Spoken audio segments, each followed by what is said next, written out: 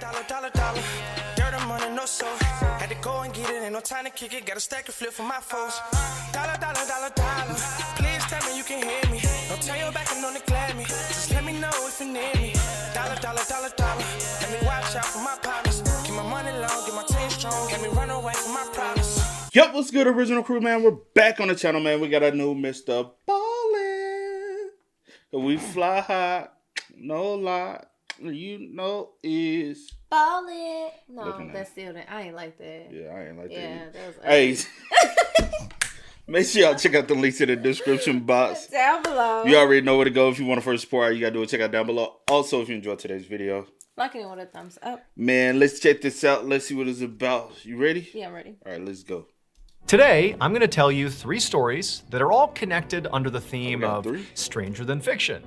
But they really couldn't be more different from each other. I mean, these are 3 very diverse stories, ranging from almost comical to very dark. But regardless, I know you're going to like them. But before we get into today's stories, if you're a fan of the strange, dark, and mysterious delivered in story format, then you've come to the right place because that's all we do, and we upload once a week. So if that's of interest to you, please follow the like button to the grocery store, and every time they're not looking, secretly steal items from their cart. Also, please subscribe to our channel and turn on all notifications so you don't miss any of our weekly uploads. Okay, let's get into today's stories.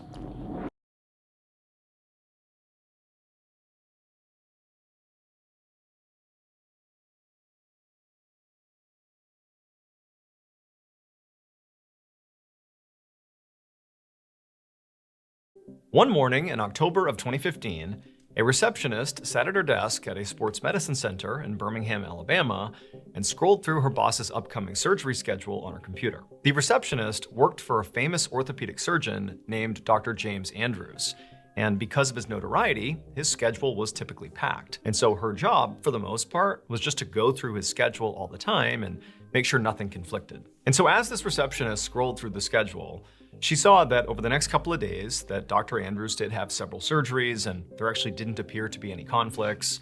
And so she began moving on to the next part of her job, which was to alert upcoming surgery patients about their upcoming surgery and to make sure that all their information and the timing of the procedure were all in line with whatever they were expecting. And so the next person up to get surgery by Dr. Andrews was this minor league baseball player whose name was Brady Feigl, and he was having an elbow surgery, and he was supposed to come in the following morning. So the receptionist called the number on file for Brady, but it actually wasn't Brady's phone number. It was Brady's baseball team's athletic trainer. And so, this guy picks up the phone and the receptionist says, hey, just so you know, Brady has a surgery tomorrow morning. It's his elbow surgery, just trying to confirm the details and make sure he understands what he needs to do to prep for it, et cetera, et cetera. And so after she ran through her spiel, the trainer just kind of paused for a second and there was silence on the line. And then the trainer said to the receptionist, there's gotta be a mistake here because Brady already had that surgery. He said Brady had gotten it done 6 months earlier, and as a result of the surgery, had to sit out basically the entire baseball season. So there was no mistaking it. He had had the surgery, it was done. But the receptionist, as she's hearing this, she's like, no, that doesn't make any sense. Because the receptionist actually remembered Brady Feigl. He had come in recently for his consultation for this elbow surgery, and he was a really unique looking guy. I mean, he's 6'4", he had bright red hair, a big beard, and also he is a professional baseball player. Like, this is a unique guy that's coming in for a unique surgery that's related to baseball.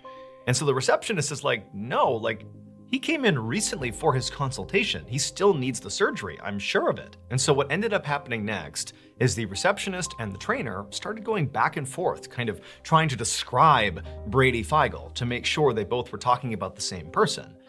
But of course they were, because how many 6'4", professional baseball player pitchers with this particular elbow problem that were coming to this clinic for an elbow surgery were there? Like, this had to be the same guy.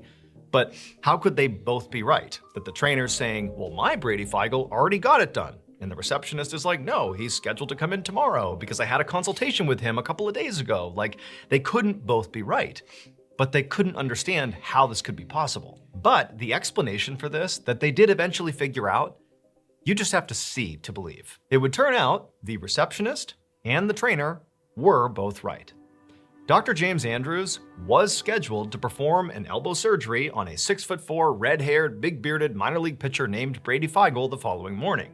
And Dr. James Andrews had also performed the same surgery on another 6'4", red-haired, big-bearded Brady Feigl, who also was a minor league baseball player, also a pitcher, who hurt his elbow months earlier. There were literally 2 Brady Feigls that didn't know each other, that looked the same, did the same sort of really unique job, minor league baseball player, that also went to the same clinic to get the same surgery at roughly the same time, but somehow or another, the clinic put the wrong contact information for the wrong Brady. And so the guy who was supposed to get surgery the next day, they accidentally put in the contact info for the other Brady Feigl because they confused them, because they look exactly the same and they have the same name and they're getting the same surgery. So you can see how the mistake happened. And so it was not until this surgery mix-up that the 2 Brady Feigls learned the other existed. They did not know each other. And when they met each other, I mean, they're spitting images of each other and they do the same job and they have the same issue with their elbow. I mean, it was like this incredible coincidence. But believe it or not, they did do a DNA test because they're thinking we've got to be related, right? Yeah. Nope, they're not related. They are just absolutely perfect doppelgangers. That is so funny. You know what? I already knew this story, right? But I didn't know they had the same name. I might have did know that, but I can't remember. But this went viral a few years ago, and how two baseball players look damn near identical. You can still tell them apart, but I guess even the nose is very It's similar. like they could be cousins or something. Or some type of related. Something related. Maybe a brother. Like, but it's the fact that both names are Brady Feigl. Around the same age range. Both play baseball. Both about damn near the same height. Yeah. That's not a coincidence. And then they did do a DNA test and it came back that they weren't related. Yeah. Which was like mind blowing even for them. Because they were like, there's absolutely no way we're not related, bro. Like, how? I remember this going viral though. Yeah. Because it's like, it's damn near impossible. Right. Absolutely perfect doppelgangers. That's funny.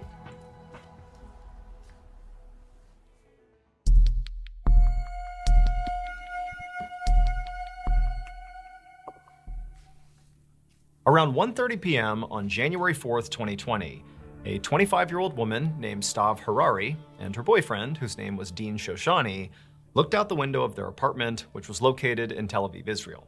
Their apartment was located on the top floor of a brand new complex.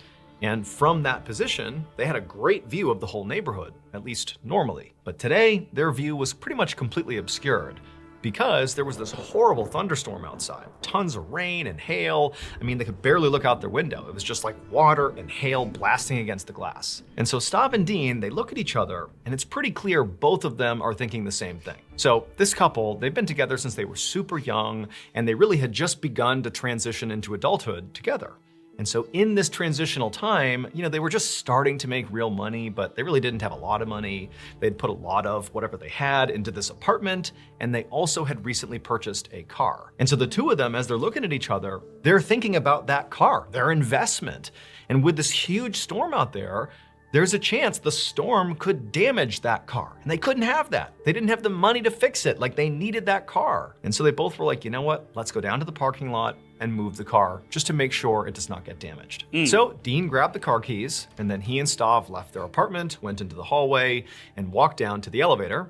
They pressed the down button, and then a moment later, the elevator car opened up. There was nobody inside. Stav and Dean stepped in. They hit the button that would bring them down to the parking lot, and then the doors closed, and the elevator began to go down. And as they were going down, Stav and Dean were quiet, just sort of waiting, anxious to see if their car had already been damaged. They didn't know. And so down it went, top floor again, so it's kind of a long ride, and they get really close to the floor they're waiting to get off at, when suddenly the car kind of comes to an abrupt stop. And for a second, both Stav and Dean are thinking, okay, well, I guess we must be at the floor. I mean, this is about where we should have stopped anyways. And the two of them are just staring at the doors, waiting for them to open up. But they don't. And after what felt like too long of a waiting period for the doors not to open, Stav reached out and hit the button that opens up the doors. But when she pressed the door open button, they didn't open. Nothing happened. At this point, Stav began to panic. And she turned to Dean and said, what do we do? We're stuck, we're trapped. But Dean said, don't worry about it. It's fine. It's probably just some small malfunction. It'll start working again soon, like no big deal. But within seconds of that exchange, the two of them heard a very familiar sound. And when they looked at where the sound was coming from, they both began to scream. At the same time this was happening, another resident of this complex, a young man named Eli, happened to be nearby when he heard screaming. And he found out that the screaming was coming from the elevator shaft, and the doors were shut on his side. And so he runs to the doors and he listens, and very clearly, just beyond these doors had to be people who were stuck in the elevator, and they were screaming for help. And so instinctively, Eli grabbed the outside of the elevator and he tried to pry it open, but he just couldn't get them to budge. And the whole time, Staub and Dean on the inside are freaking out, screaming, pleading with someone to get them out. And so Eli, he turns and starts yelling for other people who were also nearby to come over and help. And before long, there was a group of guys over at the elevator doing everything they could with Eli to pry this thing open, but they just couldn't. And the whole time, Staub and Dean are inside sounding more and more desperate. And so Eli finally pulled out his phone and called the emergency services line. However, despite Eli pretty quickly alerting the authorities about this, ongoing crisis here, this elevator issue, it would take over an hour and a half for first responders to finally arrive to the apartment building because of this treacherous storm. There were loads of other problems in the city. But when they finally arrived at Staub and Dean's apartment and they got to the elevator, it was already too late. It would turn out, after Staub and Dean got stuck in the elevator and they're hitting the button, waiting for it to open, but nothing's happening, well, that familiar sound they heard was water rushing into the elevator. They looked down and saw water filling up this space that they can't get out of. And they began to panic and scream and beat on the doors as the water level slowly continued to rise because their parking lot was not outside. It was underground. And the big risk to anybody who parked in this lot is during big storms, this lot was known to flood. And so the couple had gone down to move their car to avoid flooding, not to avoid hail damage.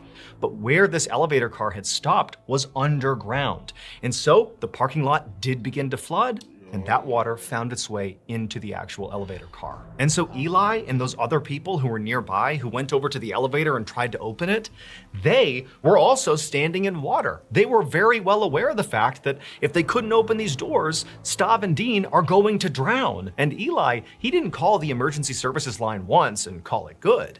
He called 16 times because he's watching as the water is rising and rising and no one's shown up yet. And so eventually, Eli and the others, they had to abandon the elevator and basically swim out of the parking garage as they're listening to the sound of two people, Staub and Dean, still trapped inside of the elevator car.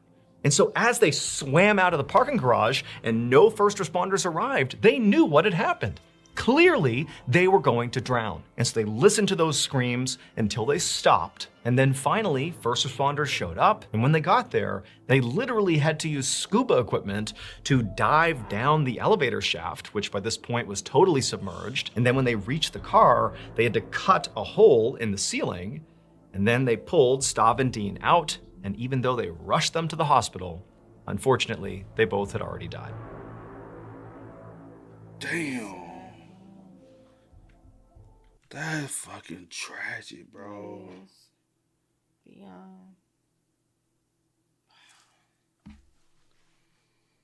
Hey, wow. Yeah, something I wasn't expecting that after the first Bro, story. well, how we go from the first story to go this from that story? to that, 'cause this is sad. This is sad. I'm just like, what? I guess he's gonna take you on an emotional roller I coaster. guess so. So the next one Buckle up. next one gotta be tragic, bro. I hope not. He started off with a happy, now you got your tears, and the next one, what other emotion can you give besides rage?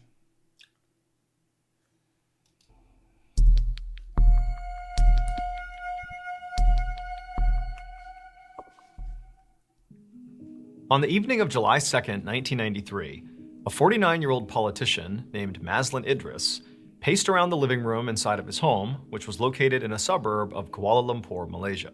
Maslin was feeling very anxious because tonight, in his home, he was going to have a very important meeting. So Maslin was already a very successful politician. He was a state assemblyman, which is sort of like a state congressperson. But what he really coveted, the thing he wanted more than anything else in his political career, was to become the state's Mentri Basar, which is sort of like being the state's governor. But to get this role, Maslin had to be appointed. And realistically, he didn't know if that was going to happen.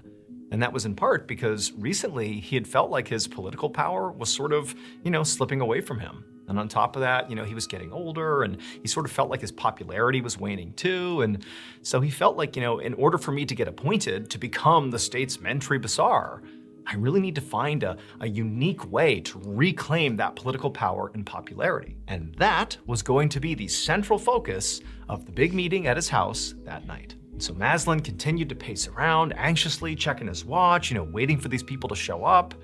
And then sure enough, late that night, he heard a knock on the door. And he hustled over to the door and he made sure he looked okay. And then he opened it up. And standing in the hallway is this unbelievably beautiful woman who's flanked by these two men that he didn't know. And immediately, Maslin is just completely drawn to this woman. She had long dark hair, this huge smile, and her eyes, they sucked him in. It was like she was, hypnotizing him or something. She really looked like a celebrity, at least as Maslin imagined celebrities look up close. This woman's name was Mona Fandey. And actually, to some degree, she was a celebrity. Back in the 1980s, she had released a pop music album that had been very popular all over Malaysia, and so she was kind of famous in Malaysia. Now, in the early 1990s, Mona was done singing, that part of her life was over, but she had launched this brand new second career post-music that, to some people, it seemed like that actually made her more notable and more famous than her singing had. These days, Mona was a highly sought-after professional shaman. So in Malaysia at this time, shamanism was pretty popular and mainstream. Shamans were these people who claimed to have supernatural powers. They could heal people and bring them prosperity. And so it wasn't uncommon for the really well-known shamans to be called upon by very powerful people, like, politicians, let's say, to sort of leverage their powers to increase their clout and their influence. And so Maslin saw Mona, who at the time was arguably the most famous shaman in the entire country. He saw her as his meal ticket. She was going to be the way that he reclaimed the power he needed so he could be appointed as the state's Mentri Basar. And so Maslin very excitedly welcomed Mona and the two men, who were her husband and her assistant, into his home. And, even though Maslin had expected to see Mona tonight, he knew she was the one who'd be performing this ritual tonight, he still couldn't help but feel totally starstruck by her. And so as a result, he had a lot of nervous energy and he began sort of rapid firing, asking her questions about, how quickly will I see results and how's this gonna go? And, how successful are these things really? And Mona, as she's just looking at him and smiling, she just eventually reaches out as he's talking and just puts her hand on his shoulder and says, "It's okay. Why don't you show my husband and my assistant where the room is, where the space is that we're going to be doing this ritual tonight?" And at this, Maslin just totally shut up and he nodded. He sort of got the hint that he was sort of being too much here. And he led them into this other room that he had cleared out for tonight. There was nothing on the ground. It was like a vacant room in his house. And right away, the assistant, he began spreading flower petals all over the ground, while Maslin began speaking to Mona's husband to work out payment details. This was not a free thing that he was getting. It was going to cost him the equivalent of tens of thousands of US dollars to get what he wanted here, to gain his power back. But Maslin didn't really care about how much this cost in money, because to him, it was absolutely worth it. And so once the payment details were handled, and Maslin was, ready, and the assistant had finished putting all the flower petals out, Mona walked over and told Maslin to come with her. So he followed Mona and they went into the ritual room that again is covered with flower petals. And she told Maslin to lay down on his back in the middle of the room. So he did that, he laid down and he's looking up at Mona, and her assistant and her husband are off in the background. And Mona's got that big dazzling smile and she's staring right at him. She says, "Close your eyes and clear your mind. And all I want you to do is just focus on your desires for the future. What riches do you want to come to you? And focus solely on those." And so Maslin did this.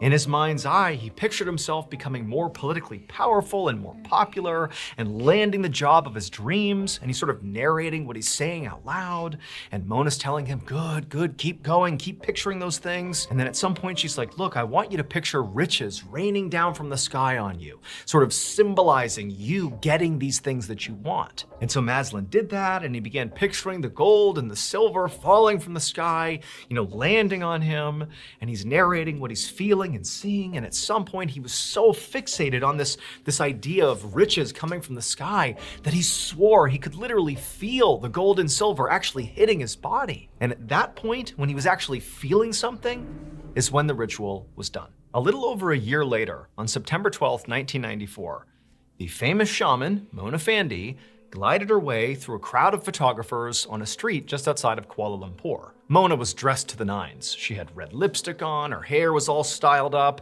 she had beautiful clothes on, and as she maneuvered through the crowd, she sort of feigned like she didn't want the attention, but she totally did. So it would turn out the ritual that she had performed on Maslin a year earlier had made Maslin incredibly famous. And in turn, it had made Mona even more famous than she already was. And so the paparazzi, they were desperate to get a photo of her because of her unbelievable fame. And for Mona, even though she acted like what she really cared about was being a shaman and helping people achieve their dreams and to heal and gain in prosperity, even though that's what she would say, the truth was, ever since she had had that big hit, that pop music album that had launched her into the stratosphere, ever since then, she had been chasing fame, and now she had really nailed it. I mean, she was like an icon in Malaysia. And so, as she maneuvered past the paparazzi and everyone's clamoring to get her attention and to get her photo, she thought to herself, my plan has worked perfectly. Except, it's important to understand that, Mona wasn't really famous as much as she was infamous. And it really stemmed from that ritual she performed on Maslin. Because what she did to Maslin is she actually just ritualistically executed him. Except it would turn out Maslin wasn't even her first victim. He was her 8th victim, at least as far as we know, and she just got caught after she killed Maslin. When Maslin was laying in that room and the ritual's going on and he's being told to picture all these, gold coins and silver bars raining down on him, well, while he was doing that, and critically, he had his eyes closed, Mona grabbed an axe, raised it up, and brought it down into the middle of his chest. And so this ritual murder was designed to lead to somebody getting more power and more fame, except that person was not really Maslin, it was Mona.